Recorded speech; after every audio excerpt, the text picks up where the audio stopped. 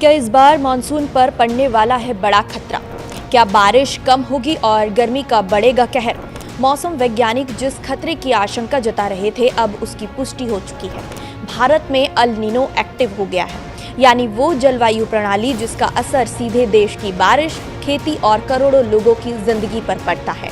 नमस्कार, मैं हूं अंजलि राठौर और आप देख रहे हैं न्यूज़ 18 का डिजिटल प्लेटफॉर्म। भारत में मानसून का मिजाज कई वजहों से बदलता रहता है।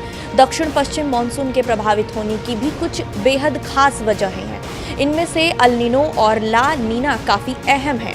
भारत के मौसम वैज्ञानिक जिस बात का अंदेशा जता रहे थे, अब वो घर तक पहुंच चुका है। दक्षिण पश्चिम मानसून को नकारात्मक रूप से प्रभावित करने वाला अल नीनो देश में एक्टिव हो चुका है। आने वाले कुछ दिनों में इसके और ज़्यादा मजबूत होने के आसार भी जताए गए हैं। विशेषज्ञों का ये मानना है कि अगर अल नीनो मध्यम या फिर मजबूत स्तर तक पहुंचता है तो इसका असर भारत समेत दुनिया के कई हिस्सों के मौसम पर पड़ सकता है। अल नीनो के दो बड़े प्रभाव बताए जा रहे हैं। पहला, तापमान बढ़ सकता है और दूसरा, बारिश की तीव्रता में कमी आ सकती है। ऐसे में मानसून बारिश पर निर्भर भारत की जो कृषि है और उससे जुड़े लाखों करोड़ों लोगों पर इसका असर पड़ सकता है। IMD के मुताबिक भूमध्य रेखीय प्रशांत महासागर के समुद्री और वायुमंडलीय संकेत साफ तौर से अल नीनो की ओर इशारा कर रहे हैं। समुद्र की सतह का तापमान सामान्य से ज्यादा दर्ज किया गया है। इसके साथ ही समुद्र की गहराइयों में भी पानी की जो मात्रा है वो बढ़ी हुई है। अल नीनो का असर केवल सतह तक सीमित नहीं है, बल्कि महासागर के अंदर तक दिखाई दे रहा है। अब आप सोच रहे होंगे कि ये अल नीनो क्या है। दरअसल अल नीनो एक वैश्विक जलवायु प्रणाली है। ये तब विकसित होती है जब मध्य और पूर्वी प्रशांत महासागर का सतही तापमान सामान्य से ज्यादा गर्म होता है। इसके कारण व्यापारिक हवाएं कमजोर पड़ जाती हैं और मौसम के सामान्य पैटर्न में बदलाव आने लगते हैं। इसका असर दुनिया के अलग अलग हिस्सों में अलग अलग रूप में दिखाई देता है। कहीं भारी बारिश और बाढ़ आती है तो कहीं सूखे और भीषण गर्मी के हालात बन जाते हैं। मई महीने में मध्य और पूर्वी प्रशांत महासागर में समुद्री सतह का तापमान सामान्य से ऊपर दर्ज किया गया।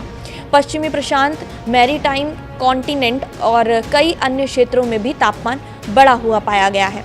वहीं हिंद महासागर, अरब सागर और बंगाल की खाड़ी के ज़्यादातर हिस्सों में भी पानी सामान्य से ज़्यादा गर्म बना हुआ है।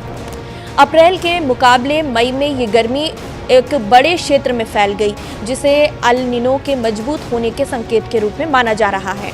IMD के आंकड़ों के मुताबिक ENSO चक्र में पिछले एक साल के दौरान बड़ा बदलाव देखने को मिला है। साल 2025 के बीच की स्थिति सामान्य थी, लेकिन अगस्त 2025 से फरवरी 2026 तक ला नीना प्रभावी रहा। मार्च 2026 में स्थिति फिर निष्पक्ष हुई और अब जून में ये अल नीनो स्तर को पार कर चुकी है। मॉनसून मिशन कल्प फॉरकास्ट सिस्टम के पूर्वानुमान बताते हैं कि जून से सितंबर के बीच अल नीनो और मजबूत हो सकता है और पूरे मॉनसून सीजन में इसकी मौजूदगी बनी रह सकती है।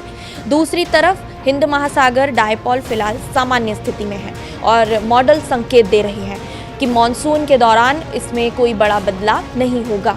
हालांकि मौसम विशेषज्ञ ये भी कह रहे हैं कि भारत के मॉनसून पर केवल अल नीनो का ही असर नहीं पड़ता, लेकिन इसके मजबूत होने से बारिश के वितरण और तापमान के जो पैटर्न में है बदलाव देखने को मिल सकता है। यही वजह है कि मौसम वैज्ञानिक आने वाले महीनों में इसकी गतिविधियों पर लगातार नजर बनाए हुए हैं। अब सबकी नजर इस बात पर है कि अल नीनो का असर मॉनसून पर कितना पड़ता है और इसका देश की खेती, किसानी और आम लोगों की जिंदगी पर क्या प्रभाव देखने को मिलता है। फिलहाल इस वीडियो में इतना ही। नमस्कार।